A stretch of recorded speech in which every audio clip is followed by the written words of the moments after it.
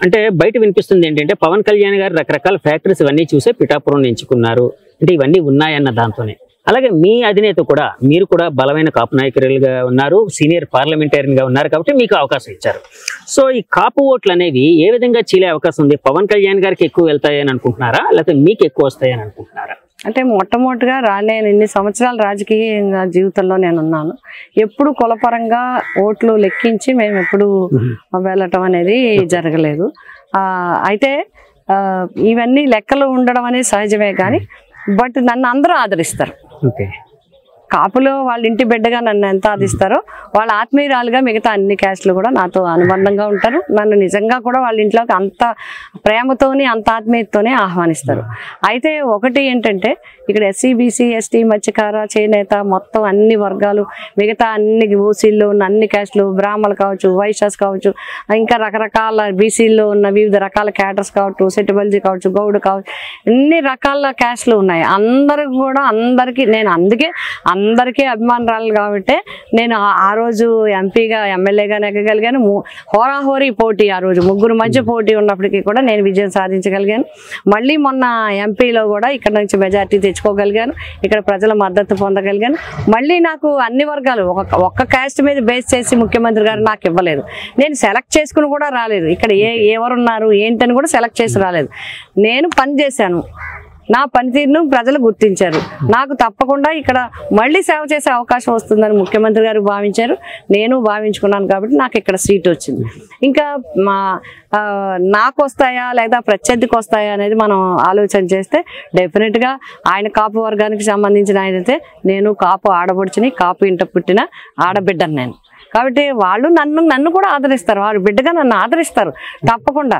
అందరూ కూడా మేము అందరినీ కోరేది ఏంటంటే తప్పకుండా పనిచేసేవారికి మాటలు చెప్పి వెళ్ళిపోయే వాళ్ళకి కాదు, మనతో ఉండేవాళ్ళు ఎవరు, మన మాట వింటనే పలికేవాళ్ళు ఎవరు, మన పిలిస్తే వచ్చి మనతో ఉండేవాళ్ళు ఎవరు, మన కష్ట నష్టాలు చూసిన వాళ్ళు ఎవరు, మన వీధి కానీ మన ఇంటి కానీ మన ఏరియా కానీ మన పరిస్థితులు తెలిసిన వాళ్ళు ఎవరు, నీరు రాకపోతే వెంటనే నీరు ఇప్పించేవాడు ఎవరు, రైతుకి ఏదైనా ఇష్టం ఉంటే కలిసేది ఎవరు అనేదే చూసుకుంటారు ప్రజలు అనేది నా నమ్మకం. ఎందుకంటే ప్రజలకు అందరూ పిఠాపురం నియోజకవర్గం అత్యంత రైతాంగం ఉన్న ప్రాంతం ఇది. ప్రతిసారి నీటికి ఇబ్బంది ఉంటుంది, పిలిస్తే వెంటనే పలకాలి, వెంటనే రావాల్సిన చేనేత కార్మికులు కావచ్చు, మత్స్యకారులు కావచ్చు, ఫార్మర్స్ కావచ్చు, రజకులు కావచ్చు, గౌడాస్ కావచ్చు, కాపులు కావచ్చు. కాపులు కూడా అందరూ కూడా మిడిల్ క్లాస్లో ఉన్నవాళ్ళు, వాళ్ళకి ఎన్నో ఇబ్బందులు ఉంటాయి, ఎన్నో సమస్యలు ఉంటాయి. అన్నిటికీ ఎవరు అందుబాటులో ఉన్నారు అనేది చూసుకుంటారని నా అభిప్రాయం.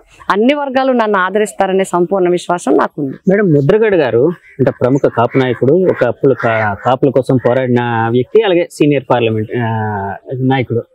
సో ఆయన వైసీపీలో చేరడాన్ని ఏ విధంగా చూడాలంటారు? ఆయన కూడా కాపు ఉద్యమాన్ని చేశారు. అయితే ముఖ్యంగా ఆయన చూసింది మిగతా పార్టీలని. ఆయన ఎందుకంటే చాలా పెద్ద వ్యక్తి, చాలా ఆలోచన చేయగల వ్యక్తి, అన్నింటినీ అంచనా చేయగల వ్యక్తి. ఆయన చాలా సీనియర్ నాయకుడు, వాళ్ళ నాన్నగారి దగ్గర నుంచి కూడా చేసిన వ్యక్తి. మంత్రిగా, ఎమ్మెల్యేగా, పార్లమెంట్ సభ్యులుగా అన్ని రకాలుగా చేసిన అనుభవం ఉంది. ముఖ్యంగా ముఖ్యమంత్రి గారు పేదవర్గాలకి చేస్తున్న విషయాలను చూసి అందులో ఎవరైతే 45 సంవత్సరాల నుంచి 60 సంవత్సరాల్లో ఉన్నారు, ఓసీ వర్గాలకి సంబంధించిన వాళ్ళు కానీ, బీసీ వర్గాలకి సంబంధించిన వాళ్ళు కానీ, వాళ్ళందరికీ కూడా మహిళలకి 45 to 60 వాళ్ళందరికీ కూడా మహిళలకి ఆర్థికంగా ఆదుకోవటం అనేది ఆయన బాగా ఆకర్షించి ఉంటుందనేది నా విశ్వాసం. మేడం, కానీ నేను విన్నది ఏంటంటే ముద్రగడ గారికి ఫస్ట్ నుంచి వైఎస్ గారితో ఒక అద్భుతమైన అనుబంధం కానీ, జగన్ గారితో అద్భుతమైన అనుబంధం కానీ ఉందని విన్నాను. అంటే ఈ మధ్య ఆయన లేఖలు పవన్ కళ్యాణ్ గారిని ఉద్దేశించి మీరు కాపుల ఓట్ల కోసం అడుగుతున్నారు కానీ మీరు సరిగ్గా ఆ విధంగా ప్రవర్తించట్లేదు అన్నట్టు రకరకాల ఇవన్నీ చేశారు. అంటే లేఖలు రాసేవారు, ఆ విషయం అందరికీ తెలిసిందే. అంటే ఇది జగన్ గారి మీద ఫేవర్తో రాసిన లేఖలుగా భావించచ్చా అండి? ఎందుకంటే మీరు ఇక్కడ ఉన్నారు కాబట్టి అడుగుతున్నానండి. అంటే ఆయన ఏదున్నా కూడా నిర్మోహమాటంగా చెప్పే వ్యక్తి పద్మనాభం గారు. నిర్మోహమాటంగా ఏదున్నా లేఖ ద్వారా తెలియజేస్తారనేది అందరికీ తెలుసు. బట్ దానికి వెనకాల భావం ఏంటనేది ఆయన్నే అడిగి తెలుసుకోవాల్సిన అవసరం ఉంది. ఏ రకంగా ఏది చెప్పారు, ఏది చెప్పబోతారు అనేది ఆయన బహుశా ఆయన స్వతహాగా, అంటే ఆయన నుంచి మాకు కొంచెం దగ్గరగా తెలిసిన దాన్ని బట్టి ఆయన అన్నీ ఆలోచించుకొని చేస్తారు తప్ప ఎవరో ఏదో చెప్తే ఎవరో ఏదో అంటే చేసే వ్యక్తి కాదు పద్మనాభం గారు. అంటే ఆయన ఆలోచనకి ఆయన ఆలోచించుకుని ఆయన ఆలోచన పరంగా చేస్తారు తప్ప వేరే రకంగా ఒత్తిళ్లతోనో ఇంకొక రకంగానో చేయిస్తే చేసే మనిషి కాదు. ముద్రగడ గారు ఆ మధ్య ఒక మాట అన్నారండి, పవన్ కళ్యాణ్ గారు ఎక్కడ పోటీ చేస్తే అక్కడ నేను ఆయనకి వ్యతిరేకంగా ప్రచారం చేస్తానని చెప్పారు. సో ఆ విధంగా ఇక్కడ ప్రచారం చేసే అవకాశం ఏమైనా ఉందండి? అది పార్టీ నిర్ణయిస్తారు, వ్యతిరేకంగా అంటే కాదు, ఇప్పుడు సన్నిహిత్యం ఉంది కదా. ఏదైనా అది ఆయన్ని అడగవలసిన ప్రశ్న అయినప్పటికీ కూడా ఇక్కడ నన్ను అడిగారు కాబట్టి ఆయన మొన్నటి వరకు ఆయన స్వతంత్రంగా ఉన్న వ్యక్తి, ఇప్పుడు ఒక పార్టీకి సభ్యుడిగా జాయిన్ అయ్యారు కాబట్టి పార్టీ డైరెక్షన్ ప్రకారము, పార్టీతో సంప్రదింపుల ప్రకారము, పార్టీ ఇచ్చే నిర్ణయం ప్రకారము చేస్తారనేది నేను అనుకుంటున్నాను. మేడం, ఇక్కడ మీ అభ్యర్థిత్వం ప్రకటించక ముందు అయితే బలంగా వినిపించింది ఏంటంటే ముద్రగడ పద్మనాభం గారు అబ్బాయి ఇక్కడ పోటీ చేయబోతున్నారు, లేకపోతే ఆయనే పోటీ చేయబోతున్నారు, ఆయన ముఖ్యంగా పిఠాపురం నుంచి పోటీ చేయబోతున్నారు అన్నట్టు వినిపించింది. అవేమైనా మీకేం కూడా ఇప్పుడు అప్రస్తుతం అండి. ఎందుకు అంటే ఒక టికెట్ అనౌన్స్ చేయకముందు చాలా మంది చాలా ఒక్కొక్క టికెట్ కి ఒక్కొక్క ప్లేస్ కి 3 4 కూడా ఆప్షన్ పెట్టుకుంటారు, లేదా ఒక్కొక్కరు ఒక్కొక్క దగ్గర పోటీ చేయాలనుకుంటారు. మరి ఇప్పుడైతే పరిస్థితి అయితే ఇప్పుడు నన్ను అనౌన్స్ చేశారు, ఆల్రెడీ నేను స్టార్ట్ చేసుకున్నాను, డైరెక్షన్ కూడా నాకు అట్లాగే ఉంది, మొత్తం ప్రచారం కూడా స్టార్ట్ చేయబడినారు, సీఎం గారు కూడా స్టార్ట్ చేశారు. కాబట్టి ఇప్పుడు దాని గురించి చర్చించడం అంత భావ్యంగా ఉండదనేది నా ఉద్దేశం. మేడం, ఇప్పుడు ప్రజారాజ్యంలో కూడా ఒకప్పుడు పనిచేశారన్నారు కదండి, అప్పట్లో చిరంజీవి గారు ఆశీర్వదించారు మిమ్మల్ని, అంటే పోటీ చేయించారు, కానీ అప్పుడు గెలవలేపారు. మేడం, గెలివేశాను. గెలిచారు మీరు 18 మందిలో మీరు ఒకరు గెలిచారు. సో అప్పట్లోని పవన్ కళ్యాణ్ గారు కూడా యువరాజ్యం అనే దానికి ఒక అధినేతగా ఉన్నారు, అంటే అక్కడ నాయకుడిగా ఉండేవారు, ప్రజారాజ్యం అభ్యర్థుల విజయానికి చాలా కృషి చేశారు కదండి. ఆ విధంగా ఆయనతో ఏమైనా సంబంధం? తప్పకుండా యువనేతగా అందరూ వచ్చేవారు, కలిసేవారు అందరితో. అప్పుడు యువనేతగా ఆ పార్టీ తరఫున ఆయన ఆ పార్టీలో వర్క్ చేస్తున్నాం, మేము ఆ పార్టీలో వర్క్ చేస్తున్నాం, మహిళా నేతలుగా అట్లాగే ఎమ్మెల్యేగా మేము పనిచేసా ఉన్నది. బట్ ఇప్పుడు రాజకీయ పరిస్థితులు రాను అన్ని రకాలుగా మార్పులు వచ్చాయి. ఆయన మళ్ళీ కొత్త పార్టీ వచ్చారు, కొత్త పార్టీ పెట్టుకున్నారు, పార్టీ అధినేతగా ఉన్నారు. నో డౌట్ ఆయన సెలబ్రిటీ ఆయనకు ఉండే ఆకర్షణ ఆయనకు ఉంటుంది. ఆయనది ఆకర్షణ కావచ్చు, లేకపోతే సెలబ్రిటీ ఇమేజ్ కావచ్చు. బట్ నాకు తెలుసు, నేను కూడా 2 దశాబ్దాల పైనుంచి రాజకీయ జీవితంలో ఉన్నాను. నేను చాలా యంగ్ అప్పటి నుంచి రాజకీయ జీవితంలో రాజకీయంలో వచ్చాం. నేను సెలబ్రిటీ అని చెప్పలేను, కానీ నాది వర్క్ హాలిక్ నేను. కాబట్టి తప్పకుండా ఎవరైనా సరే వంగాగీత గారు పని చెప్తే అవుతుంది, వంగాగీత గారు పని చెప్తే శ్రద్ధగా చేసి పెడతారు.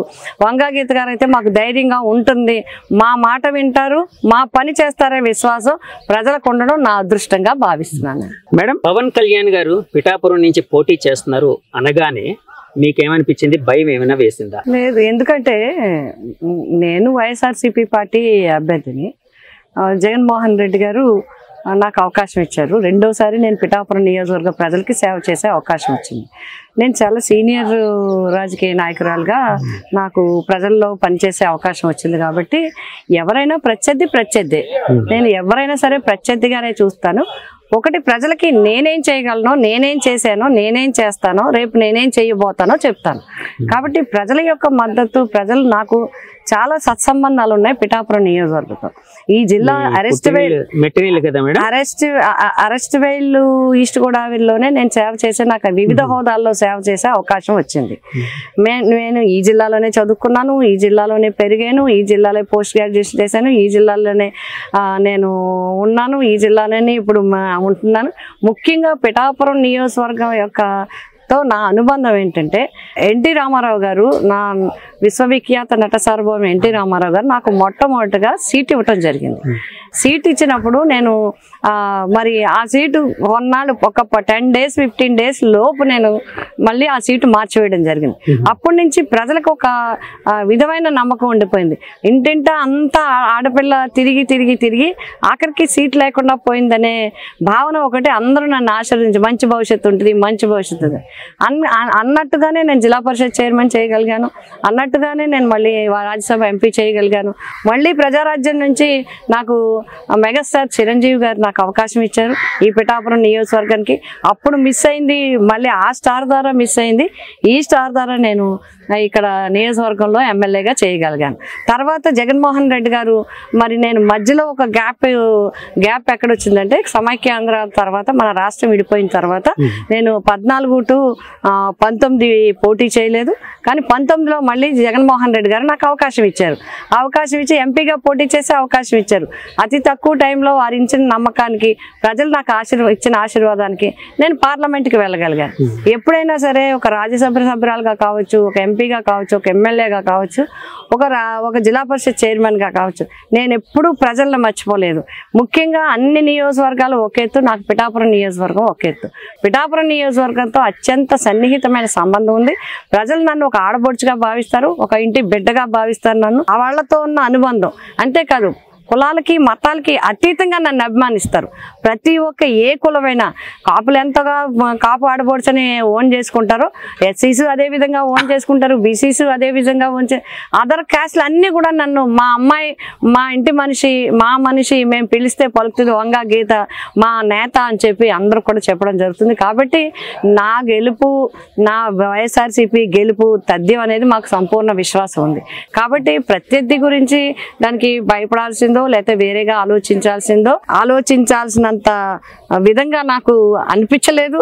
అలాంటి ఫీలింగ్ ఏం రాలేదు. ఎందుకంటే 175 నియోజకవర్గాల్లో 175 మంది 175 మీద పోటీకి ఉంటారు.